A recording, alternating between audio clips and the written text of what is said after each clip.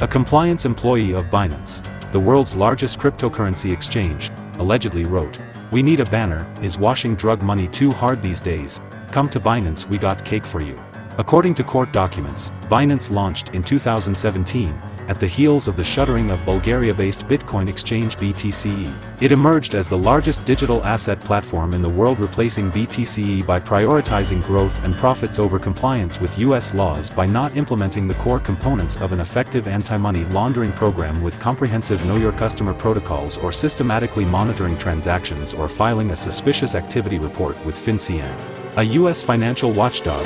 Instead, Binance focused on attracting high-volume US-based customers, allowing them to open accounts and trade trillions of dollars in transactions on the platform, without submitting any identifying information beyond an email address. As Attorney General Merrick B. Garland explained, Binance became the world's largest cryptocurrency exchange in part because of the crimes it committed. Binance served US customers and was required to register with FinCEN as a money services business and implement an effective AML program to prevent money laundering, prevent US customers from conducting transactions with customers in sanctioned jurisdictions.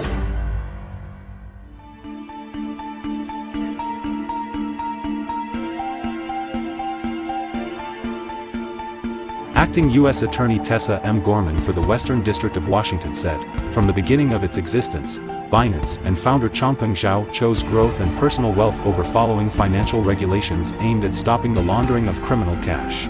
Binance's failure to implement an effective AML program allowed illicit actors to use Binance Exchange in various ways, including conducting transactions for mixing services that disguise the source and ownership of digital assets, transferring illicit proceeds from ransomware variants, moving proceeds of darknet market transactions, exchange hacks, and various internet-related scams."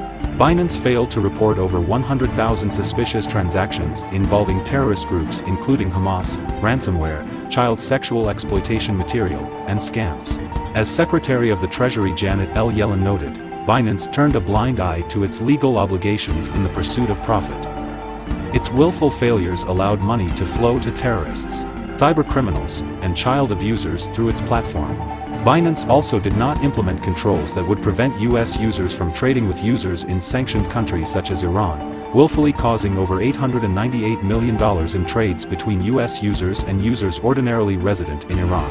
Changpeng Zhao knowingly operated a financial platform without basic anti-money laundering safeguards. The company caused illegal transactions between US users and users in sanctioned jurisdictions such as Iran, Cuba, Syria, and Russian-occupied regions of Ukraine, transactions for which Binance profited with significant fees of over $1.6 billion, thereby giving sanctioned customers unfettered access to American capital and financial services, explained Assistant Attorney General Matthew G. Olson of the Justice Department's National Security Division.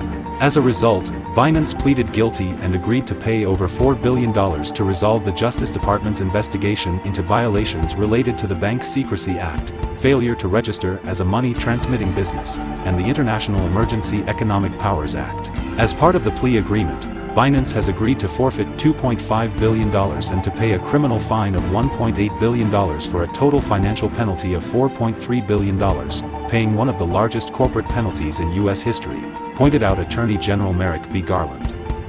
Binance separately also reached agreements with the CFTC, FinCEN, and OFAC, and the department will credit approximately $1.8 billion toward those resolutions.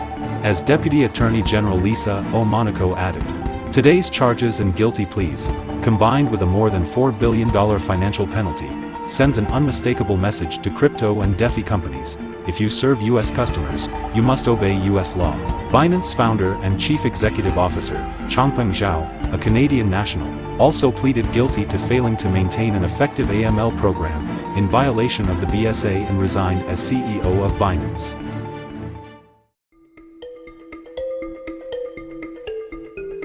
Zhao was replaced by Richard Teng, a former Abu Dhabi financial services regulator who most recently served as the global head of regional markets at Binance.